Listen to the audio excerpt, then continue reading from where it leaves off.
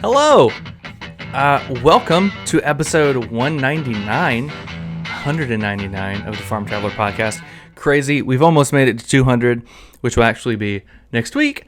I thought it'd be kind of fun to share some quick little updates and do another Chat GPT question thing.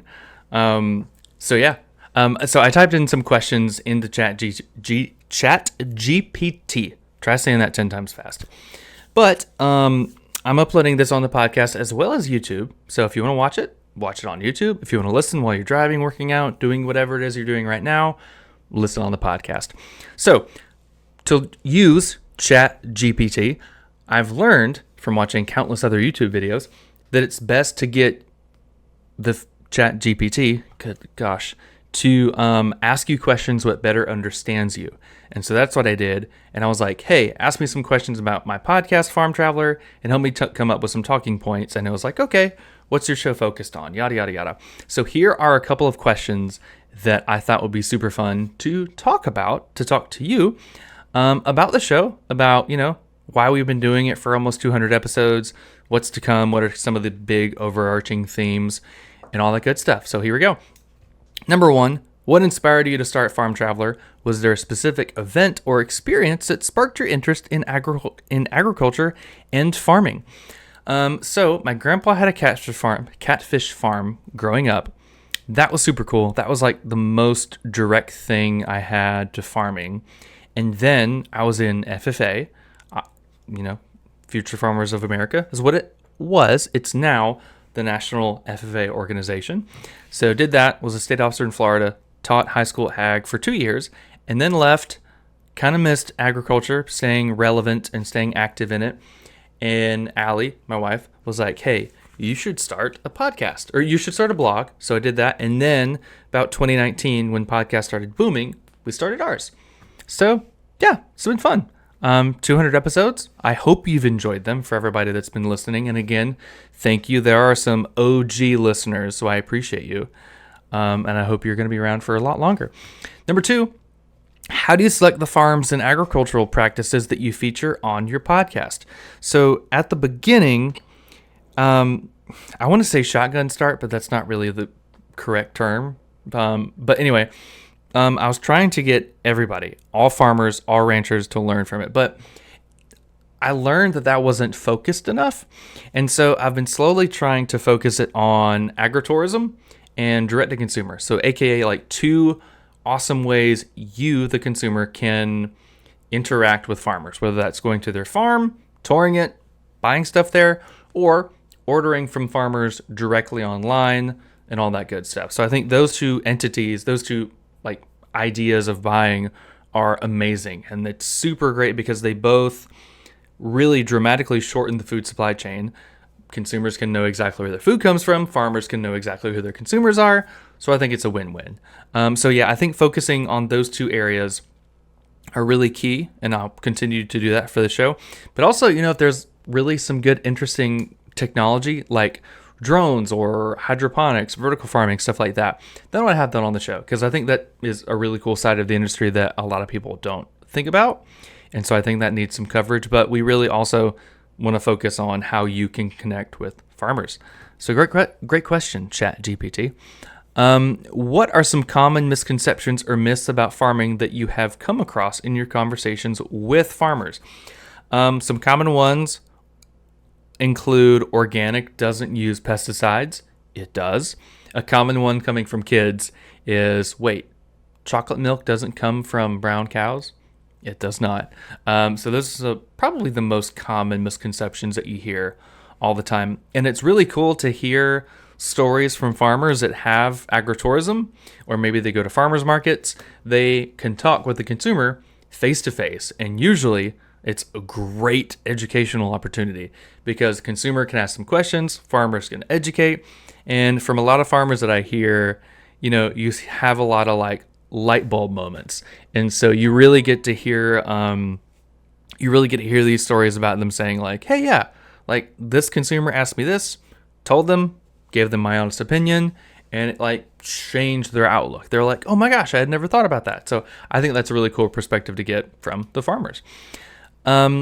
what are some innovative farming practices or technologies that you have learned about through your podcast?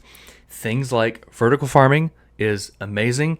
Drones in farming is amazing. That we're using satellite imagery to detect how the plants are growing based on how much photosynthesis that they are doing.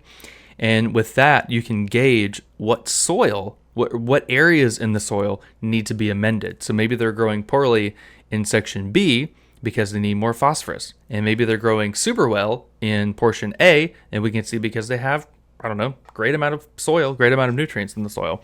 So yeah, the technology is really cool. I mean, there's countless others. I mean, things like GMOs, gene editing, all that good stuff. I want to do a deep dive on salmon, GMO salmon. That's, I mean, it's agriculture, but aquaculture, but yeah. But basically, they're developing a genetically modified salmon variety where they turned off one of the genes. So essentially, it grew for 3 seasons out of the year, 3 seasons out of the 4. And by turning the gene off, it grows all 4 seasons. So you can have a quicker grown salmon supply. So you can have it a little bit cheaper, possibly. So I think that's cool. I don't know what phase they're at right now in testing. I'll have to look into that. So might have to have somebody on to discuss that. Maybe Dr. Kevin Folta again with the Talking Biotech podcast. Had him on twice. Might have to have him on again to talk about the salmon. How do you engage? Another question. How do you engage with your podcast audience and involve them in discussion about agriculture? Anybody with a podcast will tell you it's tricky to market and build an audience with your podcast because people interact with your podcast by listening to it. That's it. But I've found for this show, Instagram and YouTube are 2 really great tools that I like using. So really with that, making reels on Instagram, asking for comments, questions, and then having cool videos on YouTube are pretty cool ways we can talk with our guests. Or with our guests and also with our audience. So if you ever want to comment on any of our guests, if you have any questions, check out our Instagram, check out our YouTube. That's all linked below. I always check out the comments and I always check out, who's following, who's sending us messages. So send me your questions. Let's talk about agriculture. We're trying to do that with the Facebook group. I have not been active on Facebook and I need to get active again on it. But our Farm Traveler Farm Finder page, we'll get that active and up and running soon. We had a busy move from DC, so I'll get that up and running soon. But I hope that will build, more discussion and some actual ways you can build relationships with farmers. So I think that'll be cool. As a podcaster, what are your favorite podcasts that help inspire the show? Okay, good question. Again, ChatGPT, all the credit. A few shows I've been listening to lately are things like Modern Wisdom with Chris Williamson, The Art of Manliness with Brett McKay, which is also always like a great go-to podcast. And then Creative Elements with Jay Klaus. That one has been game-changing. That one's really cool. He interviews a bunch of creators, whether it's like YouTubers or people that make online courses or Instagram people. Basically, he just like unpacks what they're doing and how they've gotten to where they are. So if you are like a content creator, check it out. It's so beneficial. A lot of really great nuggets of wisdom. And the Modern Wisdom and Art of Manliness podcasts are really great, like personal development shows. They cover a lot. So I think those are both all really, really good shows, and they help. I need to start listening to more podcasts. I've gotten really, really slow. I used to listen like 3 or 4 a week, but now I'm probably like 1 a week. I need to up that. Those are rookie numbers. I mean, you would think as a podcaster, I listen to like 50 podcasts a week, but I need to get it up to at least 10, maybe 2 every weekday. That'd be beneficial. Last question. What are your future plans for Farm Traveler? Are there any specific guests or topics that you hope to feature in upcoming episodes? Again, I know I've mentioned it 1,000 times. I'm working on an organic farming video, working title right now is Understanding Organic Farming. I'm working on that. I'm trying to get all the data right on the rules and regulations for organic and the whole history behind it. So working on that. That'll come out soon, hopefully the end of summer. I think, again, I'll keep you posted. As well as future plans, more farm tours. I have some super exciting ones coming up and also some really cool ideas I'm trying to bring to fruition. But a cool one is maybe around the fall dropping a Farm Traveler hoodie.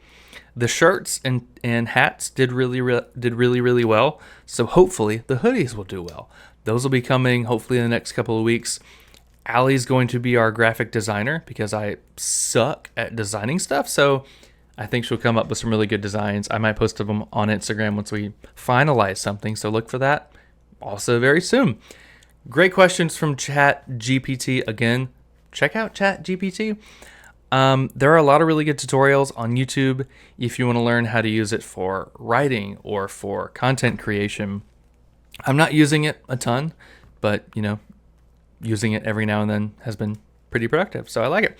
So again, I want to thank you, the listener. Thank you so much for listening. It's been almost 200 episodes of the show and countless other farm tours and YouTube videos and stuff like that. So thank you for watching these videos, listening to these podcast episodes.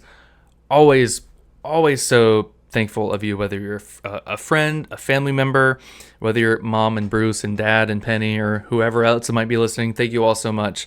I really appreciate it. And I hope that they've been beneficial, both to consumers, helping you know more about where your food's been grown, and farmers so that you can learn more about how to engage with consumers. I hope that's very all beneficial.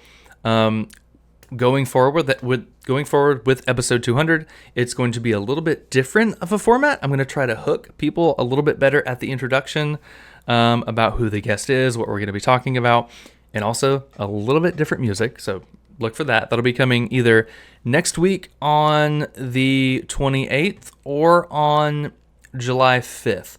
I'll let you know. Again, follow us on Instagram, YouTube, all the good stuff to stay in the know. And I'll let you know. So thanks so much again for listening to over 200 episodes. Thanks for watching. We'll see you again. Have a good week.